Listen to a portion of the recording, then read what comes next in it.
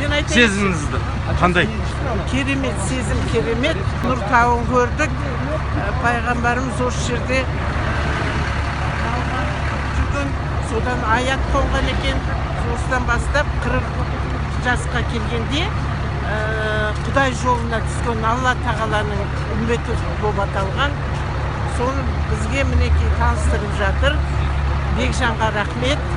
Бәрін айтып, түсіндіріп, ауырып жүрсе де, тамағы қырылдаса да.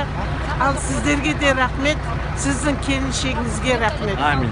Бір иман жүзді, иман қонған, енді жан жағына иманның нұрын шашып жүрген керемет. Мына екеуіңіз сондай жарасып жүрсіздер, сол жарастықтарыңыздан Алла тағалам ажыратпасын. Аминь. Бақытты болыңдар, айналайын. Так, девочки, ну-ка задвиньте пару слов.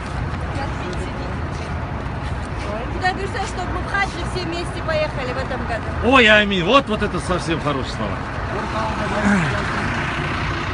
Так, бір ауыз сөздеріңді айтып келесіңдер ма? Ассалаумағалейкум. Мен есім Бекжан. Сіздерге қызмет етіп жүргенімнен өте қуаныштымын.